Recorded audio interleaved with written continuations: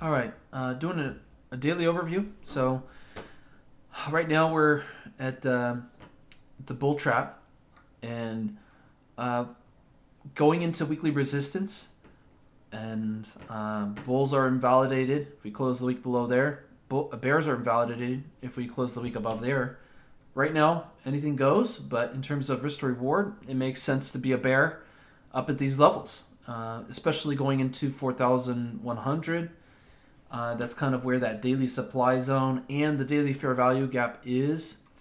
If we were to go here in the daily, we got this daily fair value gap. We got the engulfing for the fair value gap to occur. You take the wick of the previous low daily candle and the wick of the candle after on the high, the wick or the body, whatever's the highest, and then that's the fair value gap, and that happens to also be the wick high of this area deviation. Good risk set up to the downside, the short side if we come up into this fair value gap, and there's a good suspicion that it's going to happen. I'm not going to chase it. My idea, I think it's going to be really volatile and weird. Even though the VIX is coming down to this naked 12-hour breaker, it's going to act like a magnet to pull it down. I'm just not going to chase after a long. It just makes go to to do the best risk to reward play makes the most sense to me. Not chase after these things where it's a quick buck in the day. Like, yes, you'll get paid. You'll get paid in that day, but in terms of like the chop, like I just, for me, the chop's too much. I'm just gonna wait. So I'm waiting for the news to finish and levels to be hit before I get involved, market structure to break. So right now, the plan is we wait until it comes up into exhaustion, and then we fade on the break, or we get in on the daily supply. So that's what I'm doing. Uh, Risking 2%, out of the profits I got on E8. Now I've gotten I think an extra $40 today from London Open. I have well over 2% that I could risk and basically not have any loss, really. I mean, this could be just credit for the trade, for the big trade, and for the pending or sell limit at the daily supply right there. So here's the fair value gap. Shoot, I gotta find this. I need to set this up on my settings. Here's the daily fair value gap. We fill. We get rejected at this wick high. Deviation, left shoulder, right shoulder. Good risk to reward play. Risk, reward. It's got to seek out liquidity. The idea is that it's gonna get liquidity, come down. I'm not someone who buys into the big story about liquidity. I just think that's just like extra marketing on top of that. But I just think that's the way it's going to go with the VIX coming down to the naked breaker. So all in all, we're going into resistance, whether it's these weekly closes resistance or it's the bull trap, bear trap. The bear traps by the moving average channel 40 or 10 period. We're going into bear traps, and it's just a really good time to get into a position short. As far as the oscillator, yes, we're getting something, but that's on this most recent bar. The bar hasn't closed yet, so I don't count it. So we're to be looking to be posturing bearish. I think it's going to just keep on steadily going up. Bid.exe is going to be running, but I think it's going to be steadily going up, and sooner or later it's going to reach this is the wrong thing. This is the euro. All right, let's get that undone. Yeah, I think it's going to keep going. Well, for the euro to be getting ready to flip, that's a good thing. I mean, I'm also looking to get into a trade of Euro JPY. But yeah, it's telling us to be looking for a short, so that's what we're doing. We're getting ready. Look for a short.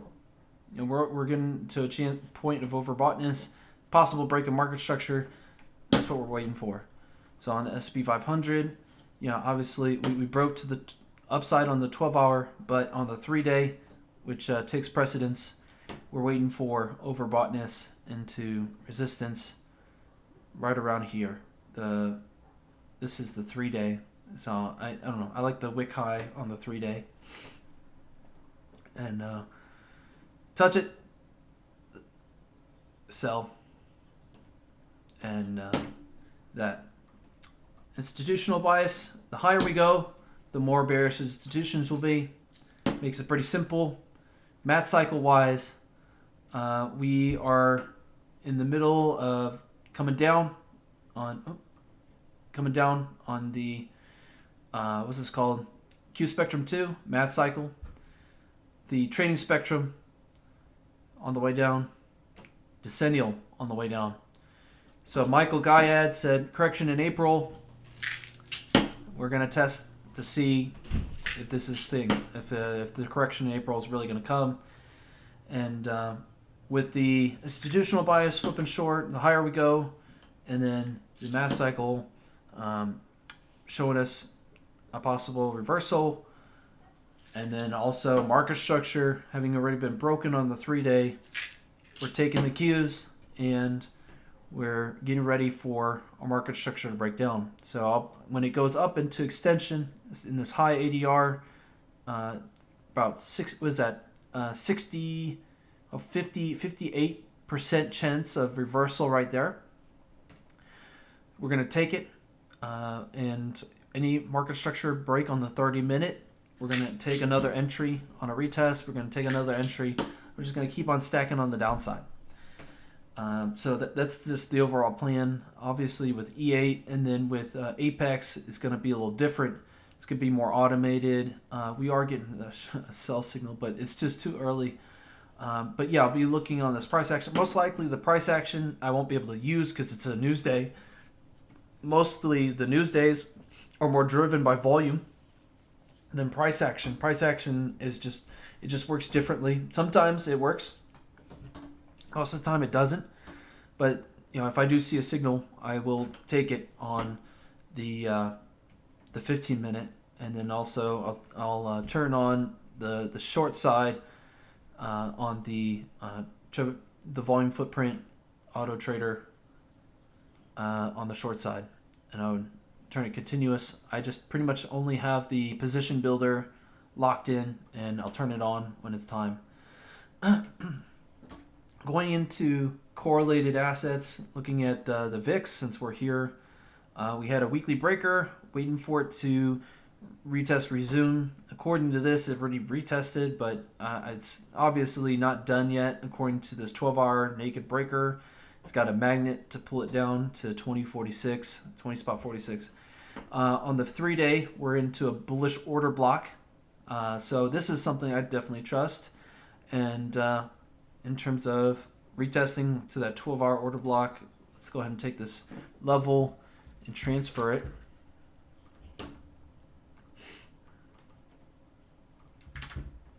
There we go. So it looks like it's demand in the demand block of the 3-day. And then VIX on the 4-hour will also be waiting for that retest and then a break on the 4-hour to the upside. And it would give us extra confidence and confirmation that, hey, what we've been waiting for, what we've been prepping for is time. It's here. So that would be very satisfying. VIX, Japanese yen, 12-hour breakdown, allowing for that potential for the bulls to really rally on the news day. Looks like maybe people are just going more neutral. Support line for the 3-day and the bullish order block for the 3-day. Deviation, the bears are wrong. Left shoulder, right shoulder. We'll look for resumption to the upside.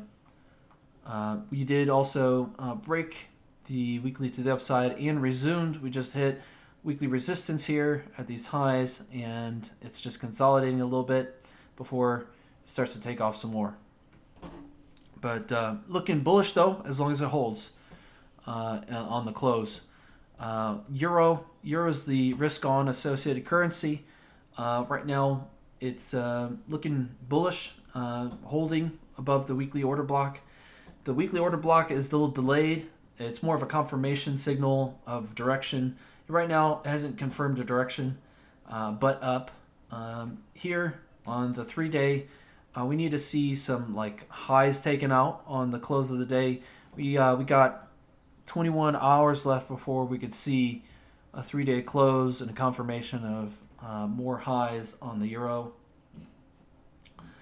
12-hour, we have yet to see a bullish order block to see a break to the downside. 4-hour, we haven't seen a bullish order block either. So we're waiting for some order blocks up here. Here on my E8 on the Euro JPY, I am tracking the 4-hour, and I'm going to short a 4-hour breaker to the downside of Euro JPY. That's the plan. So I'm waiting for this 4-hour breaker to kind of assist me in the direction with this Euro index. I think there's just too much chop, too much confusion, and the news needs to flush out in order for people to get more, convicted. US dollar, weekly, we were under a bearish order block. Go to 3-day, we had a bullish breaker, retest. We're just really testing these lows and how far we go down. Right now, it's just going sideways. So 3-day bullish breaker under a weekly bearish order block. We'll see if the 3-day bullish breaker is there's substance behind it. There might be, might not be. 4-hour, we'll be waiting for a 4-hour breaker to the upside for that substance to really flush out. So that's pretty much it on the association, the associative correlated assets, risk on, safe haven currencies, and the VIX. And as far as the play, we also looked at the institutional bias and the math cycles. But as far as the play, the best is to show it through my E8. The play is on the daily supply zone. We're suspecting that that's it. We're going to fill this daily fair value gap, and that fill is going to be represented by that spike on the VIX to the 12-hour breaker. That's not the VIX, that's the Japanese yen. So the VIX on the 12-hour breaker here, 2040 spot 46. And from here, we'll be waiting for a 4-hour breaker, a 30-minute breaker to the downside as like a confirmation that it's safe to start scaling in a position. 15-minute during a news day is really risky and has a lot of false signals. The 30-minute filters out those false signals. For today, it did a bad job at filtering that false signal. But in terms of because the big news day today was not a news day, I suspect that it's with the volume, it's gonna have a higher fidelity and probability of success tomorrow. And with the E8, I'm gonna have my open range breakout bot on London Open still fire. In terms of a entry to the downside, I'll just keep this on this time frame. If we get a resumption to the downside, close on the 4-hour below here, it'll get me on an entry to the downside. As far as like a 30-minute breaker to the downside, I might do it if we get extended a lot. Right now, I just want to go slow because this is a very aggressive entry on the sell limit into news. Other than that, the only other thing I'm watching is this Euro JPY on selling on the breaker to the downside. I'm thinking about maybe just get rid of it, letting the CPU not be so drained. But I think I still want to keep one open for a breakdown on the 4-hour. So then I could see when the euro is starting to get weak. I need like a signal, and this the index of the euro is not giving me any signal, so I gotta have something.